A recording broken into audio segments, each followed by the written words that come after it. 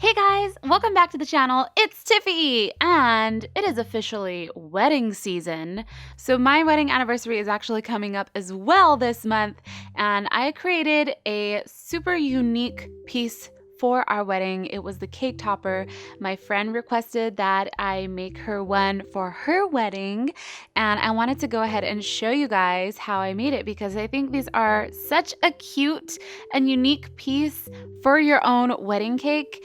And you can't really find these anywhere else unless you pay someone else to make it, and it's pretty expensive. So let's go ahead and get into the tutorial. So what you're gonna need is something to place your cake topper on. I am using this wooden slab that I got from Michael's, and it fits perfectly on the top portion of the cake. You're also going to need these wooden circles, also bought at Michael's in the wood section. I am going to be using spray paint for their skin, and you're also going to need these wooden clothespins along with this little wooden heart. So we're gonna first start off with the bride, and I'm just gonna grab some glue. I'm using E6000, and we're going to place the heart right on top of the little wooden clothespin. So the wooden clothespin is acting as the body of your little cake topper. So while that's drying, I went ahead and spray painted both of the wooden circles for the heads. And since those are dry, I'm gonna go ahead and begin painting on the face. So I'm just using some brown paint and a very small paintbrush, painting on the little eyes along with the mouth. And then once I have that done, I'm going to glue on the head onto the clothespin. It just makes it easier to paint the hair. So once that's dry, I'm just going to paint on the hair. You can customize this depending on how the bride looks. And for the long hair portion, depending on how your bride's hair is going to be, I am just going to use these tiny little wooden circles, paint it the same color that I've painted her hair, and then we're going to glue it onto the head to make it look like a bun. So now for the groom, I went ahead and glued on the little head to the body. I've learned it makes it easier to do this way. And I'm just gonna go ahead and paint on the eyes, the mouth, and the hair for the groom as well. So I'm gonna go ahead and let those dry, and I'm gonna move on to the base. So I'm going to sand this down because it is a little bit rough. So once you're done sanding it down, we're then going to paint it a solid color, and I'm just going to spray paint this with white spray paint. Once that is dry, I have some ribbon that I'm going to use to wrap around the base of it. So I'm gonna go ahead and let that dry, and we are going to move along to the bride. So now that her face is completely dry, we're going to work on the dress, and this is again going to be determined how the bride's dress actually looks. So I would suggest having a picture for reference. And what I'm doing is I'm just using some tulle, and we are creating the top portion of the dress, and I'm just adhesing it with some glue. And I went ahead and created this little V neck for the dress. Then I am adding some more, this is hot glue, on the back portion. I'm using hot glue because it dries a lot quicker and it's easier to work with. And I'm just gonna go ahead and wrap around the tulle around the bottom portion of the dress because it is a mermaid cut. I honestly forgot what this kind of dress is called, but we're just kind of forming the dress to how the bride's dress looks. So now I'm just cutting a bunch of different pieces of tulle, and we're going to fill in the dress so that you can't see the little tiny wooden legs underneath. And I'm just going to adhese this with some hot glue. So I am just going to wrap this around the wooden leg so we can cover it up because tulle is pretty thin, and we're just going to continue adding the glue and wrap it all the way around the little wooden legs. So now once that's done, we can go ahead and pull the tulle down, and we're still going to add a little bit more tulle to the dress to fill it up and make it a little more fuller. So I'm just gluing on pieces of tulle with some hot glue, and once that's done, since it is a mermaid cut, I'm just going to go ahead and wrap some tulle around the top portion, and then the bottom portion of the dress is going to stick out nice and full, and it looks super cute. So once you're done wrapping around the tulle and you're almost completely done with the dress, we're not going to use glue here because this is going to show. So we want it to look really nice, and we don't want any glue showing, so we are just going to grab a needle and thread and tack this down in the back, and it should look something like this. So now what we're going to do is we're going to cut the bottom of the dress because it is a little too long. We want her to be able able to stand without standing on the dress, but I'm going to leave the back portion of the dress a little bit longer so that she has a train. So kind of look at her when she's standing, because she's going to be standing, and make sure that the dress is to your liking. Now we're going to go ahead and add on a little bit of details. So I am using crazy glue and white beads along with some crystals, and I am just going to glue on the beads and just put them all over the dress. Again, it depends on the bride's dress here if it has beads or not, but we are adding on a little bit of bling and sparkles to the dress. So next, for her arms, I am just using a really small wooden skewer. You can use toothpicks for this as well, and you can cut them to the length that you need. And I'm just going ahead and adding some glue. I'm using hot glue to glue these, and just place them underneath the heart in the back portion so that they're hidden. So that is it for the bride. We're now going to move along to the groom, and again, you can customize the fabric depending on what color the groom is wearing.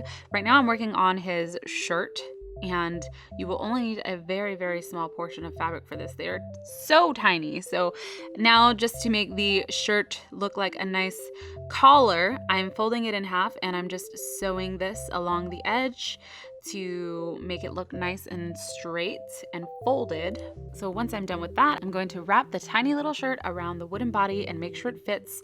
Then I'm going to see where the center of the shirt is, and I'm going to cut off a piece of white ribbon because he has a white tie, and we are going to tack down the white ribbon to the center of the shirt, and this is going to act as the tie for the groom. And once you have it tacked down to give it the kind of little triangle shape that a tie has, so now that you have the tie, you're just going to add some glue to this, and you're going to glue it down to the front and back of the groom. Cut off whatever excess fabric you have. Then we are going to move along to the actual suit. So I'm going to cut out a piece of gray fabric for the groom's gray suit, and we're going to start with the legs first with the pants, and we're going to stick the fabric through, measure it so that he has some room to stand, and measure how much fabric you're actually going to need to wrap around the little wooden clothespin. So now that I've measured that, I went ahead and cut the piece. I'm double checking that it fits, and I am adding some hot glue to one end. Be careful, it's very, very hot, and I'm just gonna kind of roll up the little pant leg so that it creates a little pant hole for him. So it should look something like this. Make sure to place the glue portion, the seam, on the inside of the pants so that it's not visible. So now that he has two little pants on, we are going to create the coat, and I went ahead and folded it, tacked it down so it looks a little neater and you can't see the fraying edges, and we're going to wrap this around his body. So kind of measure where it's going to lay, and then just grab some glue and glue it on in the back portion. I'm also adding some glue on the sides so that we are sure it doesn't go anywhere.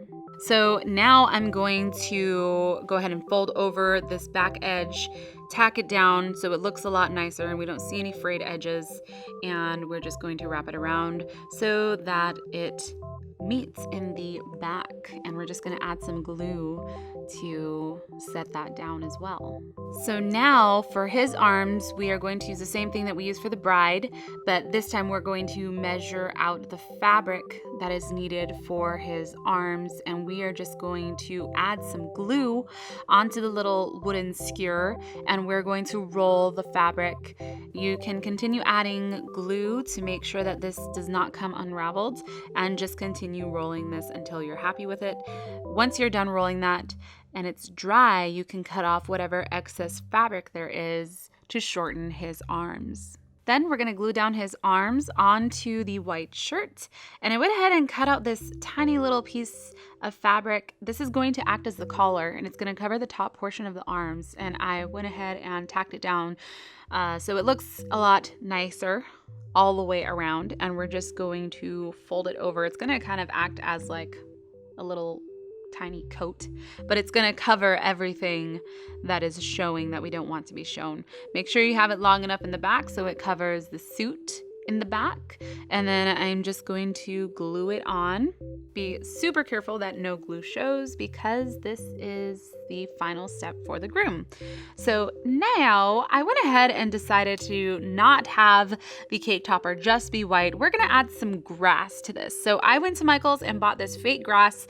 I'm measuring it out to the top portion of my wooden plate. Then we're gonna grab some glue and I'm just going to glue this down and make sure that it doesn't go anywhere. So we're gonna press it down, make sure it's glued, and now we're gonna go ahead and add the ribbon on the edge to make it look a little nicer. And I'm measuring out the ribbon. We're gonna cut it off, and I am just adding some glue underneath the ribbon. If you're using ribbon that is silky, I learned this after I did this, you don't want to add the glue all the way around because the glue will show. It'll make the silk look wet. So you only want to add glue in one portion, which is the very back portion, because that's not going to be shown. Now what I'm going to do is I'm going to grab these two little sprigs of fake flowers that I found, and we're going to create some more decoration that's going to go around the happy couple. And I am gluing this down with some hot glue because we kind of need to work quickly here and I want it to stand. Once the glue is dry, I'm gonna go ahead and add some more glue for support. I've added some E6000 all around the base, and then we're gonna cover the glue. It's easier if you have something that will help you keep it in place, so this is why I'm using this tool thing. And I'm covering the showing glue with some more flowers around the base of it. This is actually going to help support this flower arc. Now what I'm doing is I'm grabbing a pair of scissors and kind of removing the grass because I found out it's gonna stick better if it's directly to the wood, and because grass kind of comes off and it doesn't really stick well. So I don't want the bride and groom to go anywhere. So I went ahead and made it like a little hole for their little feet to fit in, and I am gluing down the bride and the groom. When you glue them down, be very careful on what side you place the bride and the groom.